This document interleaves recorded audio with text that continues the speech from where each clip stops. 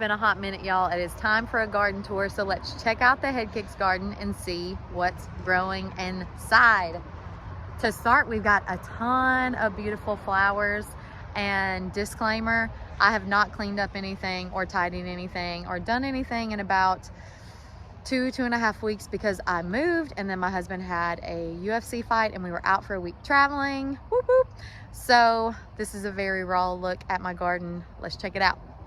In the front, we've got comfrey and our Indian blanket. These are onions. I've got lots of oh, those are ants. Celery that really probably should have been harvested a long time ago. Pro tip, if you're growing your own celery, the leaves are so great in salad, like so great in salad. I actually prefer the leaves to the stems. I like to cut up those stems and freeze them, but the leaves are where it's at for salad, and they're so good. On the inside of the bed, I have some sun gold cherry tomatoes growing on this trellis. I'm gonna shake all of my little tomatoes to make sure we get beautiful tomatoes. I have onions all on the inside because I'm hoping to use them as a pest deterrent. We get a ton of squash bugs, but on my squash, and a lot of stink bugs on the tomatoes, and so I'm hoping that maybe these onions will help, and it's a little experiment that I'm doing in here. I've also got another tomato plant right here that does not seem to be still staked, so I probably need to get that staked sometime soon. We've got our sorrel, and the lovely tromboncino squash is growing. We're about head height right now. I have 2 plants in there, and I'm actually going to plant another seed today so that I've got something growing at a different size and time, and I'm hoping that I can avoid having sometimes female flowers, sometimes male flowers. I'm hoping by staggering that planting that's going to help with that, 1, but 2, also give me a little bit of harvest longer, and maybe give me some backups if I end up having some squash bugs. So that's what I've done there on the inside of this. On the other side, I still have some space that needs to be planted, honestly, but I have a lot of peppers that are in here. This pepper was really stunted and honestly topped itself in that late freeze that we have, and I'm getting some little peppers there. I've got an eggplant in the middle. I've got a couple little peppers here, a lovely Mexican torch sunflower that's growing, my cherry tomato that is not staying where it's supposed to. There's a lot of other peppers in the back, and honestly, they're probably gonna have to fend for themselves back there. Over here, I've got a bell pepper. They're growing nicely. In this garden, I actually feed it with Jobies here. Pro tip, if you do use Jobies, I hear that if you blend it in like a coffee grinder or a food processor, that it is able to absorb and get into the soil a lot quicker. I do use fish emulsion here. I water that in as a really good fertilizer, but honestly, I haven't really done too much of that.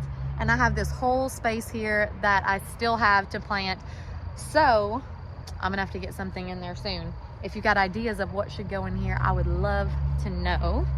And just a little overview of the garden, y'all. It is so lush right now. I'm loving it. These are some sunflowers that decided to reseed themselves. I've got sorrel that is going to seed that I'm hoping to save some seeds from. I've got blueberries that I'm hoping will produce before my daughter sees them, and I'll get some. This is a tomato. These are gonna be like a Juliet tomato variety, I believe. I always come out here, shake these things whenever I see them to make sure we get lots of tomatoes. I don't think this one actually got staked up where it should have either, but you can see I've got some really beautiful tomatoes coming on in there. Those are gorgeous. Another thing that you can do if you find yourself with stink bug issues and you don't have a ton of plants is you could take a jewelry bag, one of those little bit bigger jewelry bags, and you could wrap that around your fruits, and that would help the stink bugs from sucking the juice out of them. But that would also be a really great way to isolate a flower to save seeds from it. So if you really wanted a particular tomato, you were almost out of seeds and you wanted to save seeds from it because it's heirloom, but you didn't want it to cross-pollinate, put your little jewelry bag over that flower whenever you see it, shake it, make sure it pollinates itself, and then you can save seeds and know you're gonna get what you've got. So these are beautiful. Gosh, those are doing so well. We've got more blueberries hiding back in there, our sorrel, a little banana tree. Back here, I actually planted some lion's ear and some hyssop in this one. So this is gonna be a medicinal container. I do need to mulch this really well, but I didn't want to cover those up, so not currently mulched, but it will be soon. Y'all, this bed over here in the front, it needs some love. You can see that this celery plant is flowering. I really need to harvest a lot of this soon, but this one is flowering. It is massive. This is one celery plant. It's wild and out of control. Right here, I had just one Grand Duke turnip was what it was. And it literally took up this entire space right here. So I pulled that out. I need to put something in here in its place. In the back, you can see we have a ton of amaranth. I planted amaranth in here maybe 2 years ago, and once you plant it, you really never get rid of it. It wants to be here. Back here, I believe this is a cucuzza squash, maybe?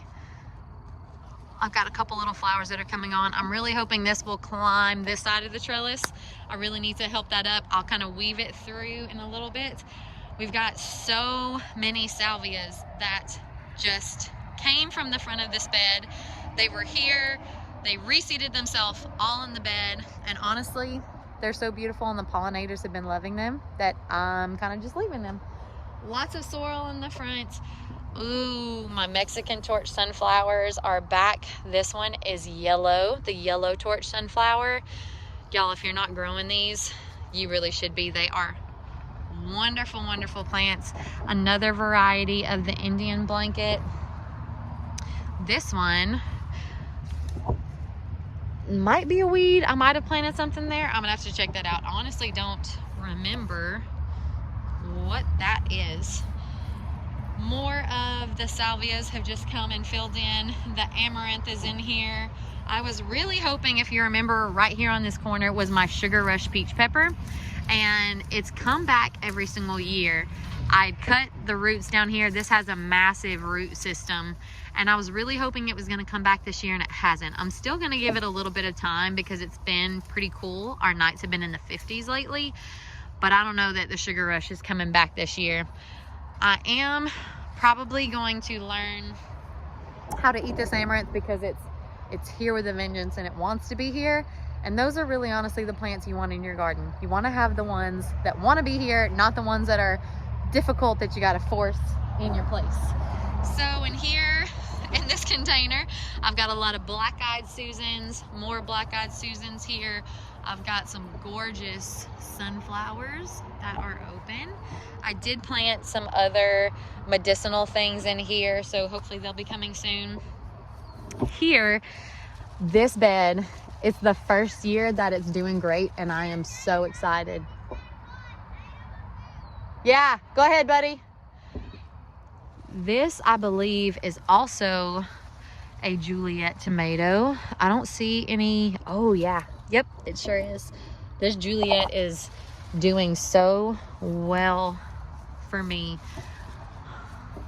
Back here, I've got shishito peppers. These have been the most prolific peppers so far. I've picked several off. You can see I've got tons of flowers on it. They're doing great. Down here, I've got a calendula that re-sowed itself somehow in the walkway. Ooh, I've got some beautiful looking jalapeno peppers. I did plant a squash in here. Oh look, we got some little squash. We got lots of squash babies on there. But this squash in particular has a lot of female flowers and not a male flower in sight. The problem I'm hoping to avoid with my other plants on the other side. I've got some sunflowers here that will be opening up soon that re-sowed themselves. let's see, these peppers, I'm not exactly certain what these peppers are, but these, in this bed, I have one Juliet tomato, a pepper, a pepper, a pepper, a pepper, marigolds in between, and one squash inside. This is the first year that this bed is doing good, so I am super, super pumped about it. All throughout the walkway, I have lots of volunteer flowers, lots of the Indian blanket, the black-eyed Susans that are literally just growing in the little cracks of this tarp. It's wonderful. Even this beautiful sunflower, I love it. Gosh, that's so pretty. I think this one's called the Autumn Sunset, maybe Autumn something. Right here, I'm pretty sure this is lemon bee balm or wild bergamot, whichever you call it. It is beautiful and flowering. This is its second year here. This is certainly just a weed that's actually outside the bed. But it does take over. This thing is massive. I've cut it back so many times and it just keeps coming back. On the inside, I've got a fennel. Ooh, goodness. This fennel definitely should have been harvested already. That thing is massive. I've got sorrel, more of our Indian blanket, another comfrey. I have a scarlet kale on the inside and a red vein sorrel on this side. This bed, y'all, April showers bring May flowers. We're almost to May, but all the flowers are coming out to visit. They're beautiful. And this bed right here, I have one 4x8 foot bed with nothing in it currently. That bed is going to be strawberry popcorn. I could not find the seeds and I was really late on getting that in there. I'm honestly not even certain if now's the time with the cooler nights we're having. So I'm going to refer to the LSU Ag Center Louisiana Vegetable Planting Guide. That'll give me a better idea on the corn. Hopefully it's not too late. What I do know about planting corn is that you want to plant it in a block because those tassels need to pollinate each other, I believe is how you would call it. You use the tassels for pollination. So I'm hoping to have some strawberry popcorn, and this right here is going to be the bed to do it. Over here I've got more sorrel. Here I had planted some medicinals. I'm not sure how well they're going to do. This is a mustard that I have let flower and go to seed, and I have all of these seed pods.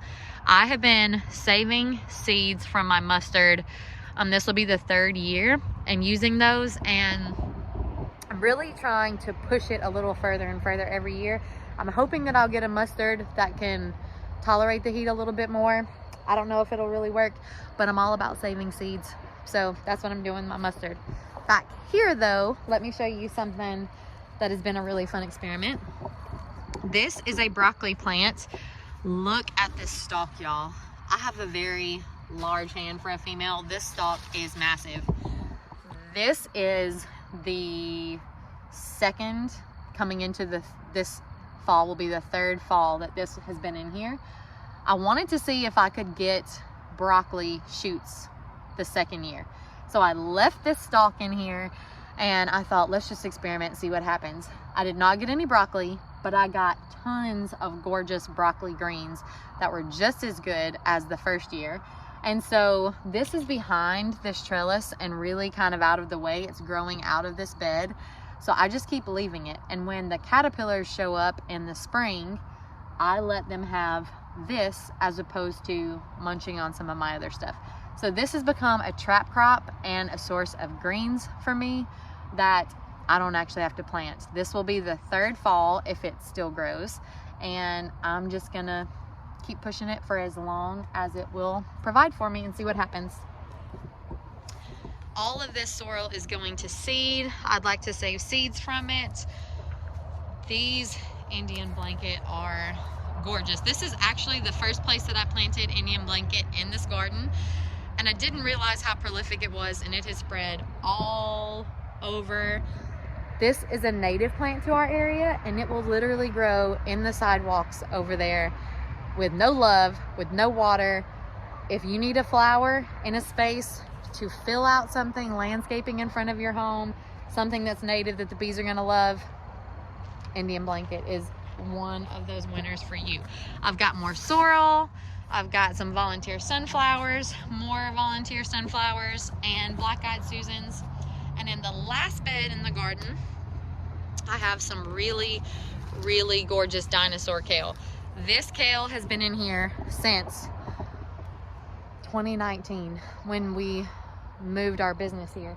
This kale just won't stop. I also have the very last cabbage of the 2023 fall garden. I've got one last cabbage in here. I haven't been here, so it hasn't been picked. I was really, really hoping that it would survive and not get terribly eaten. And as you can tell, I've got a little bit of bite marks, but I mean, this thing, it's massive, it's beautiful. I'm so excited for it. I'm actually gonna harvest this today and take it home and make some ferments with it and smother it down and cook it. I leave all of my kale in this garden, so you can see I'm starting to get a few things munching on it. This kale has been in here, and I will leave these stalks all in the garden.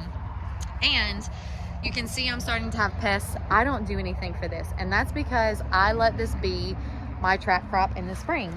In the spring, kale just doesn't really grow throughout the summer. As it starts getting hot, it doesn't thrive. And really and truly, when you have pest issues, a lot of times it's because your plants are struggling, or they're suffering, or there's something wrong. And I just let this go. Whenever it starts getting eaten by caterpillars, I harvest as much as I can. I use it for various things, and then I let them take the rest of the foliage and leave me a stalk. And that keeps them off of other things that are in the garden. So I have these beautiful dinosaur kales that are in here. I've come to find that's my favorite. I've grown the red Russian kale, the feathered frills, which was an excellent trap crop, which if I have the feathered frills in here, the caterpillars decimate it first. It's the first to go every single time. And then they start migrating to the other kale. So that's typically a trap crop that I will plant next to something if I really don't want them touching something else. But in this bed, I have the dinosaur kale. I am saving seeds from, this one was, I'm losing the name of it. I can see it. Tatsoi. That was tatsoi right there that I'm saving seeds from. I also have strawberries in this bed, and they get eaten as soon as they pop up. They don't last very long in my garden. I've got a couple of flowers that are coming on for them, but as soon as they turn any type of pink, they're pretty much picked by the kiddos. And then this is a radish that I'm letting go to seeds. If you have never seen radish flowers, they are so pretty, so dainty, and these make pods. This radish pod, I'm quite certain that you could eat. I'm also gonna grow a rat's tail radish. And when you go rat's tail radish, that's a radish that will grow throughout the heat of summer, and you will literally grow it 4 pods just like this. And you're not going to get that radish root that you might be looking for on a radish, but you will get this beautiful foliage. Then you'll get tons of these pods, and that is a way that you could extend your radish harvest. If you really love the taste of radish, get you some rat's tail radish. This radish is down here, and it's produced these beautiful flowers for the bees and lots of fun pods right there. That is the garden, y'all. I am so excited about this year. I have not been in this garden very much, hence all the stuff laying around, but it is thriving. It's so lovely. We have so many flowers, so many beautiful things. I still have several places to plant, so if you got any suggestions for these little open holes, I would love to know what you'd like to see. I am going to be planting some blue butterfly peas. I've got some really fun cucumbers that I'm going to plant. I have lots of little melons that I want to plant, but to be able to get them in on this trellis, I got to open up this space over here. The sun is going down on me, so I'm about to lose all of the light. I hope you've had a great day. And I wanted to encourage you today. Someone came and encouraged me. If you are wanting a garden like this and your dreams are for a garden, and maybe you are not in a place that you can grow one, or you're on a balcony and you can't have one of this space, don't let go of that dream. A friend came today to our business and shared with me that about between 25 and 30 years ago, a dream came into her heart for children, and for children that were not hers. And when she married her husband, that was not her husband's dream. And so she kind of surrendered that to the Lord and said, you know, Lord, like, this is not what's going on. Like, either he's not for me or this is not for me now. And 25 years after they've been married, he is having dreams in his heart for other children and wanting to love other children and provide a home for other children as their children are getting older and they've now become adults and are doing things, and they have hearts to love children that don't have people to currently love them. And so if you have a dream for a massive garden or for whatever that looks like, don't let go of that dream. Keep praying for it, keep believing for it. Make it a great day, y'all.